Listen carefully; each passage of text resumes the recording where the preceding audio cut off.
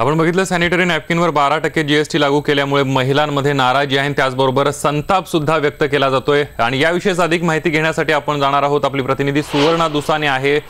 सर्वसामान्य महिलांचं काय म्हणणं आहे ते जाणून घेण्याचा सुवर्णा प्रयत्न करेल।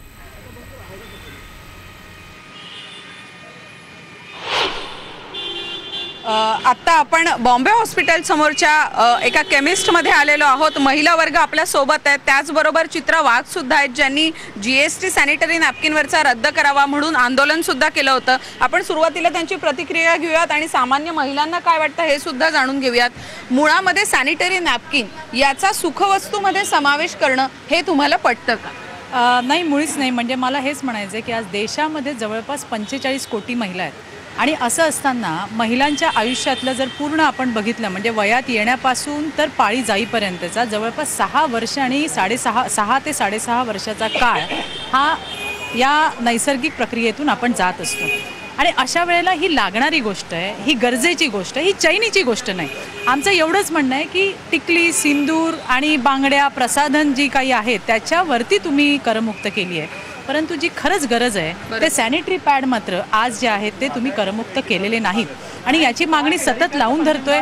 वेगवेगळ्या पद्धतीची आंदोलनं घेतली, वेगवेगळ्या पद्धतीत लोकांना म्हणजे जर तुम्ही फक्त महिलाच नाही, जर पुरुष वर्गाला जरी आज विचारलं तरी तुम्हाला तेच सांगतील की याची गरज आहे। तुम्ही बघा किती विरोधाभास आहे की एक श्रीहरिकोटा आपल्यापासनं आणि तिथून गडचिरोली 100 किलोमीटर अंतरावरती दोघांची अंतर आहे। इथून आपण ढिगभर आपण सगळे तिथं वेगवेगळे क्षेपणास्त्र वगैरे सोडतोय आणि असं असताना गडचिरोली सारख्या भागामध्ये आजही या दिवसांमध्ये मातीचं लिंपण करून वापरलं जातं। बरोबर, पानं वापरली जातात, न्यूजपेपर वापरले जातात आणि हे इतकं आहे की या विषयावरती बोलणंच कधी होत नाही। आणि सुवर्ण एक गोष्ट आवर्जून सांगेन की माझ्या वयामध्ये किंवा माझ्या वयात ज्या वेळेला मी या वयात होते त्यावेळेला या विषयावर बोलणं लांबची गोष्ट, म्हणजे असं कुजबूज असायची की वयात आल्यानंतर आईने हळूच कानात सांगायचं की आता मुली, पण आत्ताचं जर चेंज बघितलं की मुली बोलायला लागल्या। खरंच ॲडव्हान्स कंट्रीमध्ये हे मी येते ताई तुमच्याकडे, पण जो मुद्दा उपस्थित केला ग्रामीण भागातली, आजही महाराष्ट्रामध्ये 88% महिला सॅनिटरी नॅपकिन्स वापरत नाही। अशा वेळी जर त्यांनी सॅनिटरी नॅपकिन वापरण्यासाठी प्रवृत्त करायचं असेल तर एकतर ते स्वस्त झाले पाहिजेत, त्याची अवेलेबिलिटी वाढली पाहिजे आणि एक प्रकारची जागरूकता, अवेअरनेस हा सुद्धा ग्रामीण भागात झाला पाहिजे। या केमिस्टमध्ये काम करणाऱ्या मानसी चव्हाण सुद्धा आपल्या बरोबर आहेत, त्यांचे अनुभव सुद्धा आपण ऐकूयात। मानसी ताई, महिला येतात तर बऱ्याच वेळा ते रॅपरमध्ये बांधून सॅनिटरी नॅपकिन्स मागतात, किंवा तुमचे अनुभव काय असतात शहरातल्या महिलांचे आणि कदाचित गावाकडच्या आलेल्या महिला ज्या हॉस्पिटलमध्ये येतात त्या सुद्धा येत असतील, त्यांचे अनुभव कसे असतात? नाही, हॉस्पिटलमधल्या नर्स वगैरे येतात त्या अशा पाठीमागून म्हणजे गुपचूप वगैरे पाठीमागून येतात की आम्हाला सॅनिटरी नॅपकिन वगैरे पाहिजे। काही ज्या बायका असतात त्यांना तर म्हणजे बोलता पण येत नाही की त्या आम्हाला पॅड पाहिजे वगैरे, म्हणजे त्यांना काही पॅड हा याच्यातलं अंतरी सुद्धा अजून त्या माणसांना माहिती नाही। ते पुरुष वर्ग वगैरे येतात पाठीमागून किंवा लांबून असे खुणवतात की आम्हाला पॅड वगैरे पाहिजे, मग तुम्ही रॅपर करून द्या, ब्लॅक थैलीमधून द्या किंवा कवरमधून द्या। म्हणजे एक म्हणजे लज्जास्पद सारखा हा एक प्रकार झाला आहे सॅनिटरी नॅपकिनबद्दल।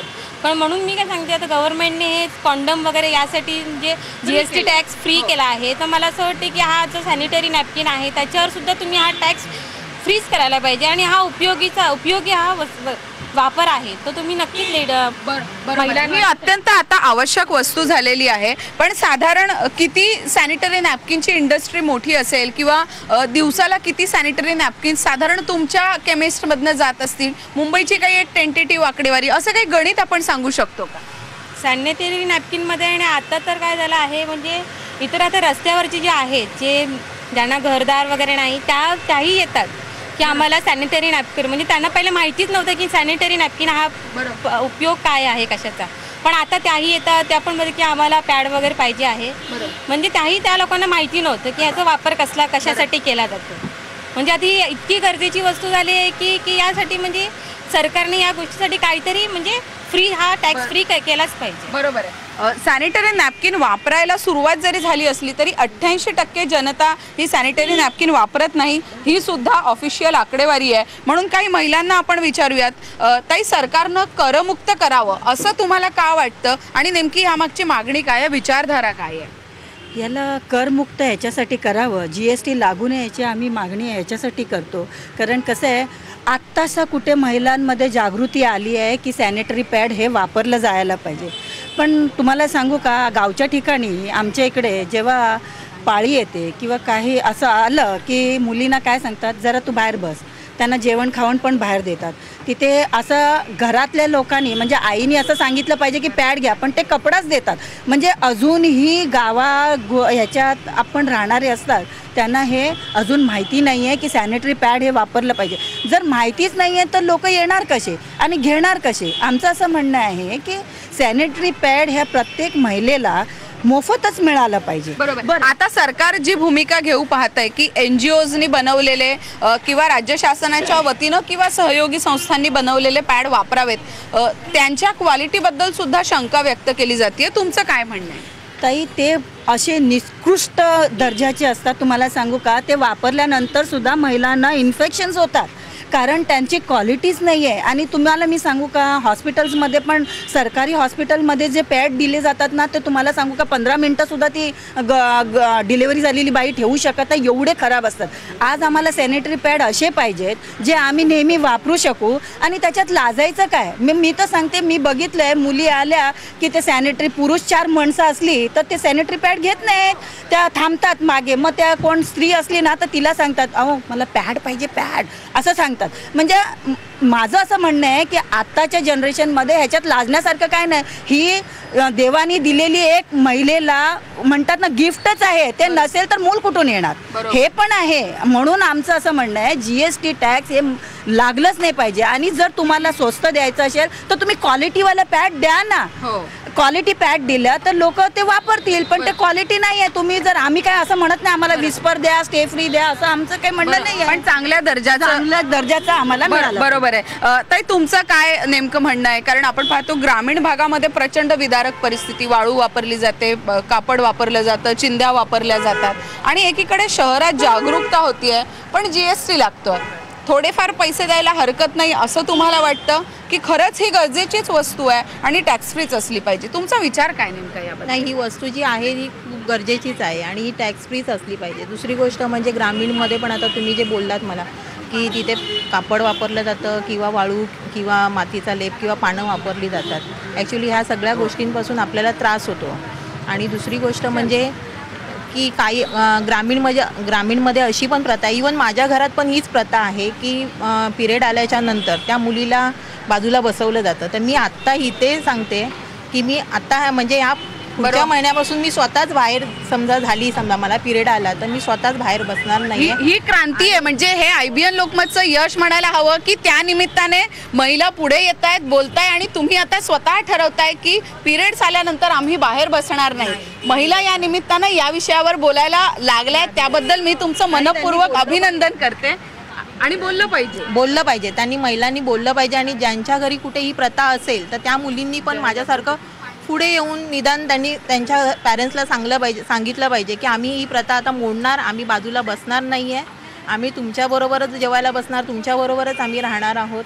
आणि आम्ही पॅड जे हे आता सरकारने जास्त प्रमाणात GST त्याच्यावर वाढवलेलं आहे तो त्यांनी कमी करून, जे आता त्या ताईंनी सांगितलं की ह्याच्यावरती म्हणजे फ्री पाहिजे. आणि दुसरी गोष्ट म्हणजे मुलींनी मेडिकलमध्ये येऊन निदान मागायला तरी त्यांनी न लाजता त्यांनी पुढे येऊन ते मागायला पाहिजे. आणि त्यासाठी पेपरचं कवर किंवा ब्लॅक पिशवी हे काही न वापरता त्यांनी सरळ घेऊन ते निघून जावं, कारण हे नैसर्गिक आहे. बरोबर आहे. खरं तर सॅनिटरी नॅपकिनवरती GST लागू होण्याच्या निमित्तानं आपण जरी हा कार्यक्रम करत असलो तरी एक लक्षात घ्यायला हवं की आम्ही सुद्धा आता बाजूला बसणार नाही असं पण या ताईंनी व्यक्त केला. एक प्रकारे सॅनिटरी नॅपकिनच्या या सगळ्याचा संबंध स्त्री पुरुष समानतेशी, जेंडर इक्वॅलिटीशी आणि एक प्रकारे आधुनिक विचारांच्या प्रगतीच्या दिशेने जाणारे जे विचार आहेत त्या विचारांच्या चर्चेशी जोडला गेला तर आपल्याला हरकत वाटायला नको. ही चर्चा आपण अशीच सुरू ठेवणार आहोत, पण वेळ झाली एका छोट्याशा ब्रेकची. सॅनिटरी नॅपकिनवरती GST लावण्यात येतोय 12% महाराष्ट्रामध्ये. त्याबद्दल अर्थातच महिलांमध्ये नाराजीची भावना आहे आणि विशेषतः ग्रामीण भागात तर तो फ्रीच दिला गेला पाहिजे, जागरूकता करायला पाहिजे असंही मत या सगळ्या महिलांनी मांडलं आहे. आपण अजून काही जणांशी बोलूयात.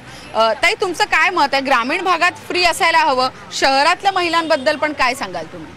आता केरळमध्ये 30 कोटी सरकारने दिलेले आहेत, त्यांना सगळं फ्री दिलेलं आहे सॅनिटरी नॅपकिन.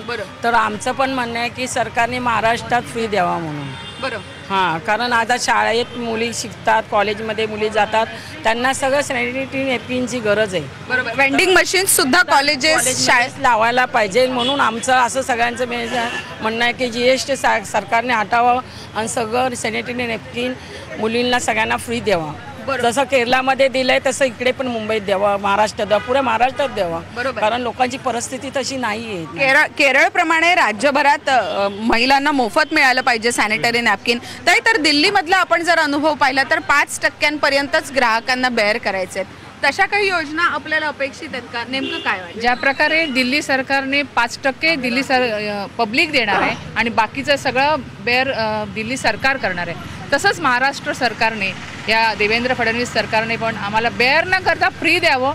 बसस्टॉप आहेत, रेल्वे स्टेशन आहे, जागोजागी समजा एका बसस्टॉपवर 200 फुटाचं अंतर आहे, 200 फुटाचं, तर असं न करता ठराविक अंतरावर शाळेच्या नियर बाय असं वेंडिंग मशीन लावाव्या आणि त्या मुलींना म्हणजे घरापर्यंत जाईपर्यंत तरी त्या सुरक्षित जातील आणि लोकांच्या लज्जास्पद, आज पण हे लज्जास्पद मानलं जातं, म्हणून ते सुरक्षित घरापर्यंत पोचू शकतील असं काहीतरी योजना आणावी. आणि हे 12% नको, आम्हाला फ्री पाहिजे.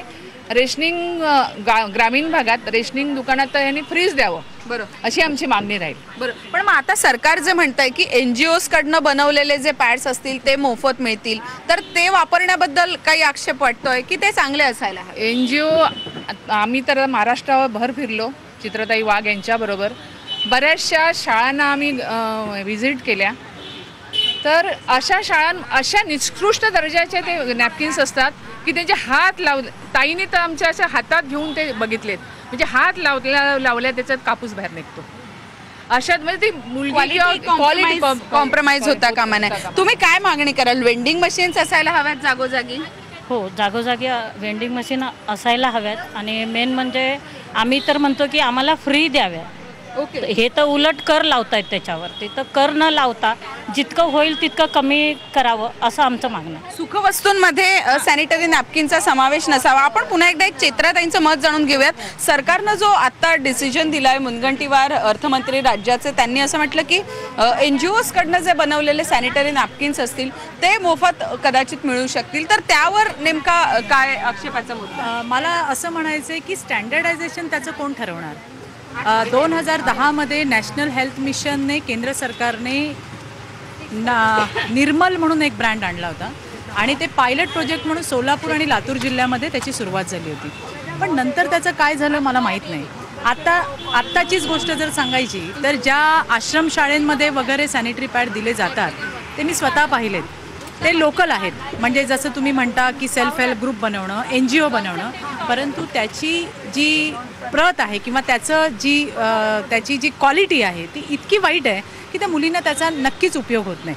म्हणजे अशा वेळेला याचं महत्त्व काय आहे हेच आधी समजून घेतलं पाहिजे. आरोग्याच्या दृष्टीने अतिशय महत्त्वाचं. पाळीवर बोललं जात नाही. सर्वायकल कॅन्सरचं प्रमाण जे संपूर्ण जगभरामध्ये 27% महिला मृत पावतात, त्यातल्या भारतीय महिलांचा टक्का हा प्रचंड मोठा आहे. कारण या विषयावर आपण बोलत नाही आणि अवघड जागी जर काही चेंजेस होत असतील, काही त्रास होत असेल तर ती महिला बोलत नाही आणि ते अंगावर दुखणं काढते. शेवटच्या स्तरावर आल्यावरती मग लक्षात येतं की आता याच्यामध्ये काही होणार नाही आणि त्या बाईचा जीव जातो. इतकं महत्त्वाचं हे सॅनिटरी पॅड. आज सगळ्या क्षेत्रांमध्ये पुरुषांच्या बरोबरीने आपण आहोत. म्हणजे असं आहे का की महिला आहे म्हणून तुम्हाला लाईट काम आहे? नाही, किंबहुना पुरुषांपेक्षा जास्त काम करतो. त्याच्यामुळे या दिवसांमध्ये आम्हाला काय हवं आहे की आम्हाला कम्फर्टेबल फील वाटलं पाहिजे.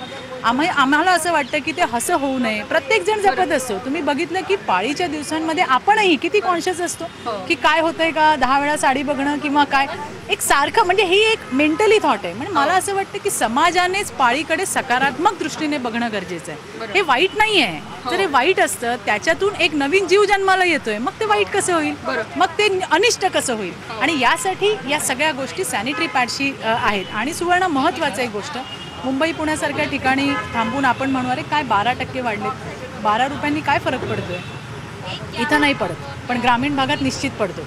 मी अशा मुलींशी बोलली आहे की एखादा आवडीचा पदार्थ आपल्याला जो आवडतो आपण पुरवून खातो, म्हणतात की मी पुरवून खाते, तसं एक पॅकेट 2 महिने आम्ही पुरवून वापरतो. हे त्या मुलींचे शब्द आहेत, माझे नाहीत. याचा अर्थ त्यांना त्याची गरज आहे पण ते अफोर्ड करू शकत नाही. आजही देशामध्ये 80% महिला अफोर्ड करू शकत नाहीत म्हणून ते वापरत नाहीत. बरोबर. 20% तर अजून आता पत्ताच नाहीये की याची काय गरज आहे, याचं महत्त्व काय आहे.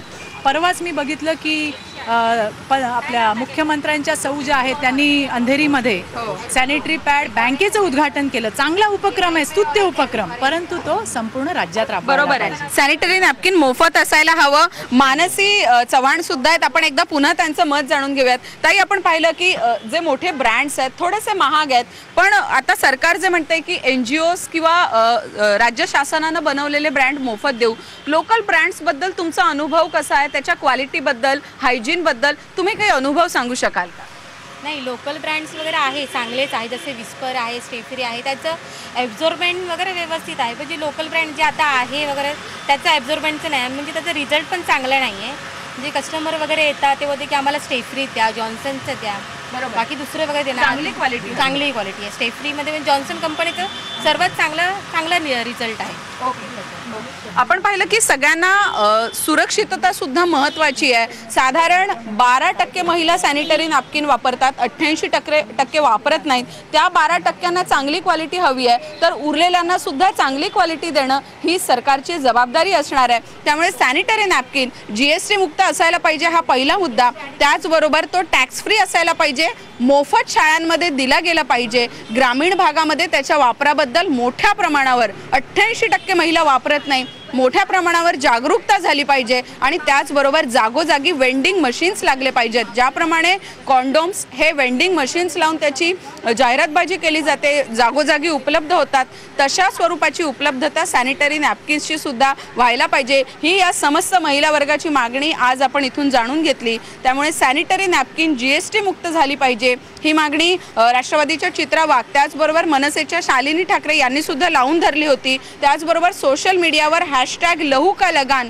या नावानं मोठं कॅम्पेन झालं होतं. काँग्रेसच्या खासदार सुष्मिता देव यांनी सुद्धा अर्थमंत्र्यांकडे देशाच्या ही मागणी लावून धरली आहे. पुढे काय होतं पाहावं लागेल, पण आता मात्र GST मुक्त सॅनिटरी नॅपकिन हीच मागणी जोर धरताना दिसते. Back to studio.